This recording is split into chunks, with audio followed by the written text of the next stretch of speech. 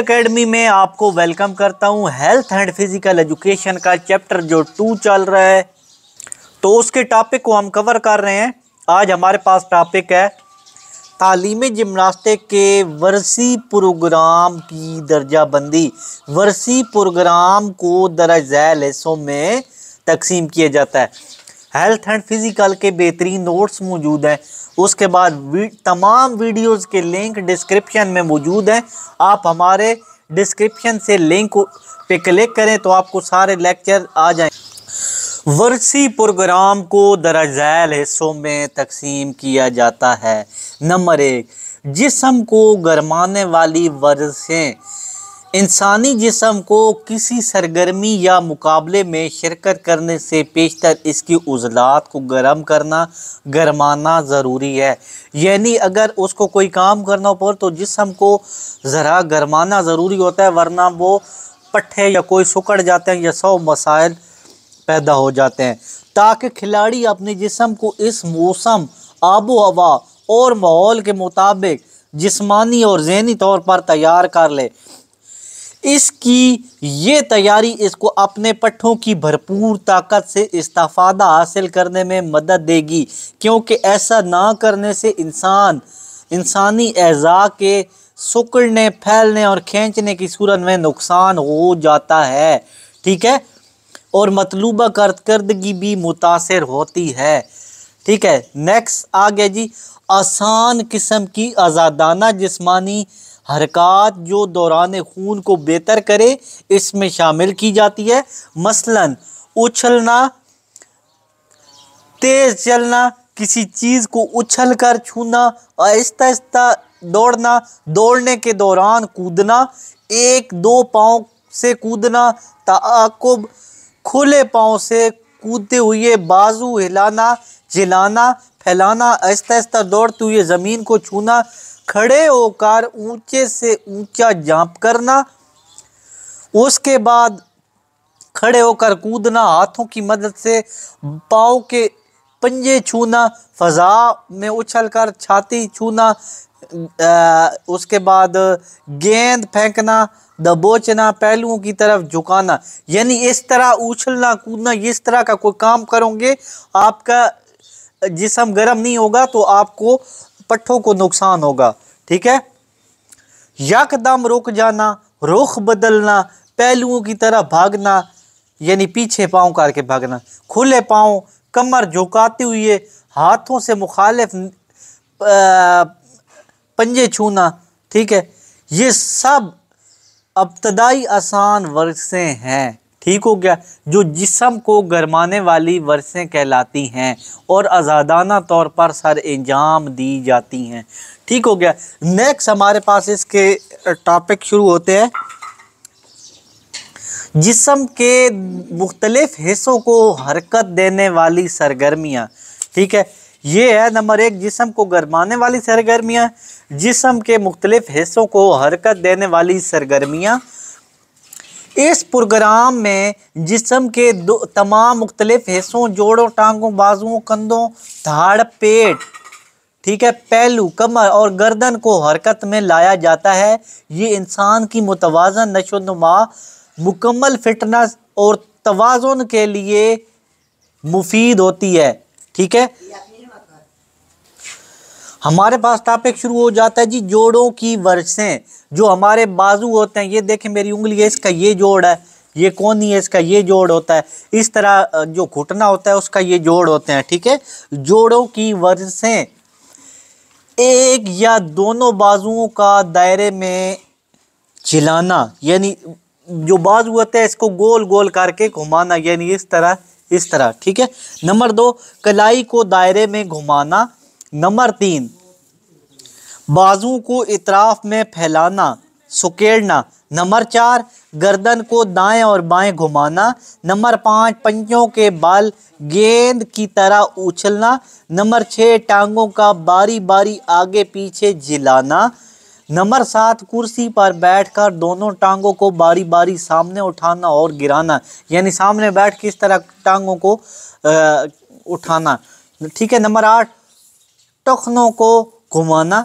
Number 9, कमर और कूल्हे के जोड़ को घुमाना, ठीक है, ये हरकत जोड़ों को हरकत में रवानी पैदा करने का बायस बनती हैं। नतीजतन इन जोड़ों से मंसलिक एज़ा और रबातें ताकतवर होंगे। यानी इस तरह करेंगे ना तो ये तो एक तो उज़लात भी ताकतवर होंगे और दूसरा इनसे जुड़े जिस्म के हिस्से भी मजबूत होंगे। नेक्स्ट आ गया जी टांगों की वरसें। टांगों की हड्डियों के साथ वाबस्ता उज़लात लंबे उज़लात कहलाते हैं। बनावट के लिहाज से ये इंतहाई मजबूत और ताकतवर होते हैं, चूँकि ये इंसानी जिस्म का वज़न उठाने का अहम किरदार सर अंजाम देते हैं। लिहाजा इनकी मजबूती जिस्म की कारकर्दगी पर असरअंदाज होती है। पंजों के बल बैठना और उठना, ठीक है। नंबर 2 आ गया जी पंजों के बल बैठ कर आगे पीछे कूदना, दाएं बाएं कूदना, यानी जो पाँव के पंजे होते हैं इन पे बैठना, ठीक हो गया।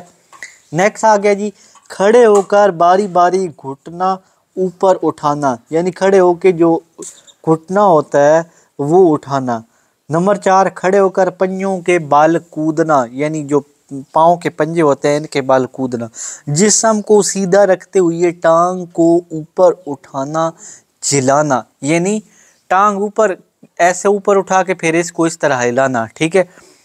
नंबर 6 जिस्म को सीधा रखते हुए टांगों को पहलू की जानिब उठाना। नंबर 7 अकड़ों बैठते हुए टांगों को इकट्ठे और बारी बारी आगे पीछे पहलुओं में फैलाना, यानी लेट के या बैठ के इस तरह टांगे पहले सीधी करना फिर इस तरह हिलाना, ठीक हो गया। नंबर 8 ऊंचे से ऊंचा घुटना उठाते हुए भागना, यानी जब उठते हुए ऊंची सी ऊंची टांग उठाना। नंबर 9 एक टांग पर भागना, यानी एक टांग पे भागना। बाजुओं की वर्सें, हमारे पास नेक्स्ट टॉपिक आ गया जी बाजुओं की वर्सें। नंबर 1 बाजुओं को सामने उठाना और गिराना, यानी ऐसे सामने करके उठाना और गिराना। नंबर 2 बाजुओं को पहलुओं की तरफ उठाना और गिराना। नंबर 3 बाजू को झिलाना, दायरे में घुमाना, ऐसे, ठीक हो गया। नंबर 4 हाथ के बल खड़े होना। नंबर 5 डांट निकालना, ठीक हो गया। नंबर 6 प्रून नीलिंग पोजीशन में बैठे हुए बारी बारी बाजू को दायरे में दाएं बाएं ले जाते हुए ऊपर की जानिब उठाना, यानी बैठ के ना बाजू पहले पीछे कमर की तरफ ले जाएं, फिर इस तरफ ले जाएं, फिर ऊपर ले जाएं। नंबर 7, ठीक है, नंबर 7 हमारे पास आ गया उछलते हुए बाजू और टांगों को पिछली तरफ ले जाना और वापस लाना, ठीक है। नंबर 8 साथी को धकेलना और खींचना। नंबर 9 किसी बार के साथ वापस निकालना, यानी पुल अप से निकालना, वो कहते हैं ना डांट निकालना। नेक्स्ट आ गया जी धड़ की वर्सें। धड़ होता है ये जिस्म का मरकज़ वाला हिस्सा, छाती से लेकर टांगों के मरकज़ तक। इस हिस्से में कूल्हे की हड्डी से ऊपर जिस्म में रीढ़ की हड्डी, सर और गर्दन शामिल है, यानी गर्दन भी शामिल है, सर भी शामिल है, ठीक हो गया। नेक्स्ट सफ़ा देखते हैं।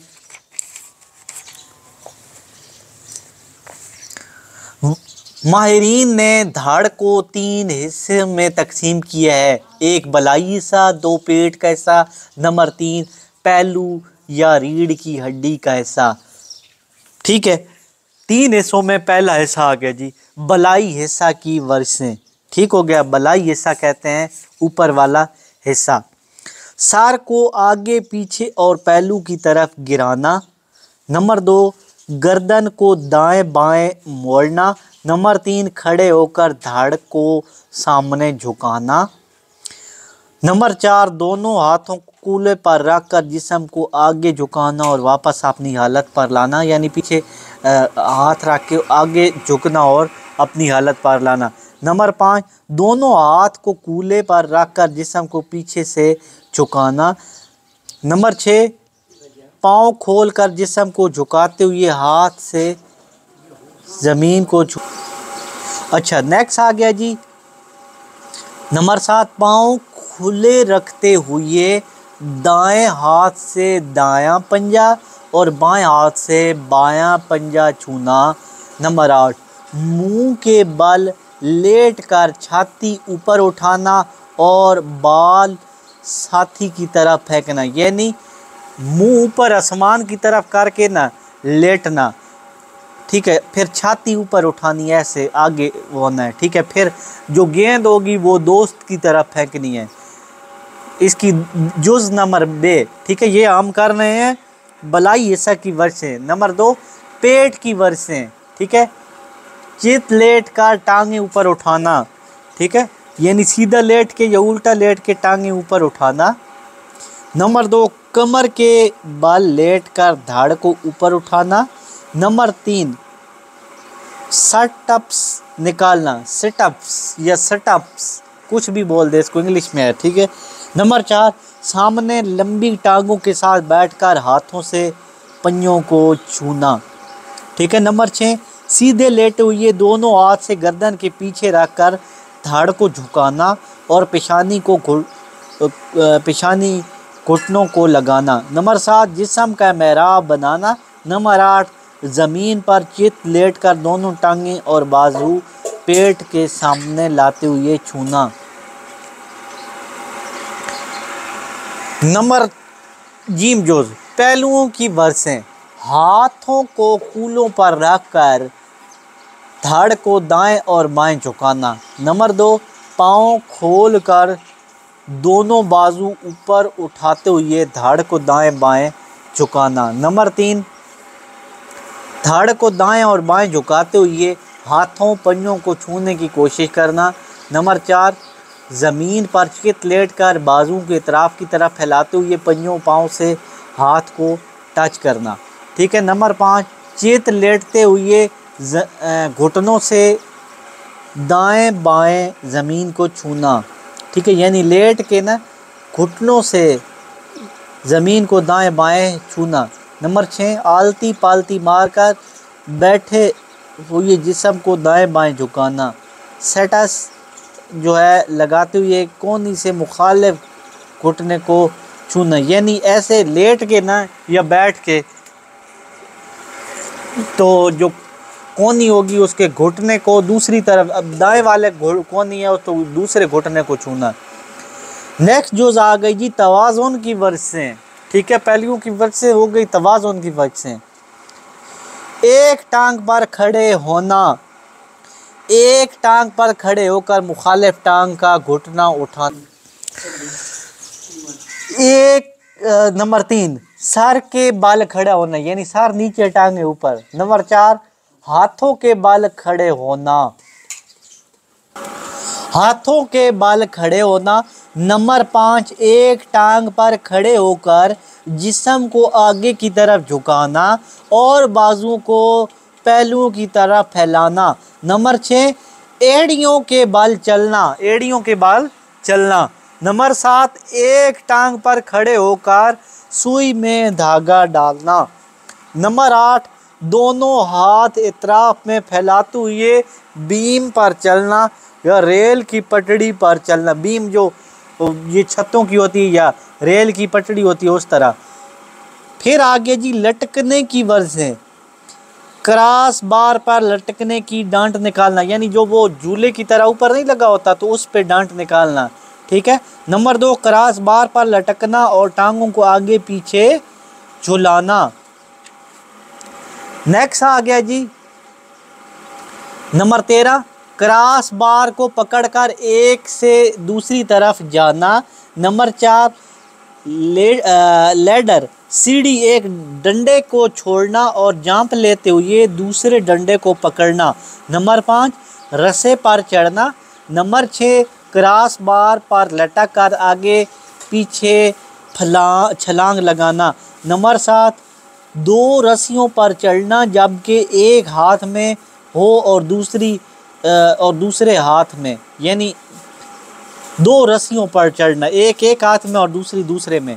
नंबर 8 लटकते हुए रस्से से झूलना, ठीक है, झूलना, यानी रस्सा लटक रहा हो तो झूलना, ठीक हो गया। नेक्स्ट आ गया जी लचकदार और फुर्तीला बनाने वाली वर्सें, ऐसी वर्सें जिनसे जिस्म फुर्ती, मुस्तैदी और लचक बड़े उज़लात के फैलने सिकुड़ने की एलियत में इजाफ़ा हो, जब तक तमाम अज़ा और जिस्मानी जोर पूरी तरह गर्म ना हो जाएं। हम आंगी से जिस्म में लचक पैदा की जा सके। जिस्म की मजमूई कारकर्दगी में इजाफ़ा के लिए ये वर्सें बहुत ज़रूरी हैं। यहाँ पे ये बता रहे हैं कि ऐसी वर्सें जो जिस्म को फुर्तीला बनाती हैं, ऐसी वर्सें भी हैं। सीधी कलाबाजी, ठीक है, जैसे वो लेट के उल्टा घूमते हैं, सीधी कलाबाजी, उल्टी कलाबाजी। नंबर 3 सीधी और उल्टी कलाबाजी। नंबर 4 सर के बल खड़े होना। नंबर 5 हाथों के बल खड़े होना। Number 6 hand spring. Number 7 head spring, ठीक है, हाथ के वो घुमाना और सर घुमाना। 8 बैक स्प्रिंग। नंबर 9 कार्डवेल, ठीक है।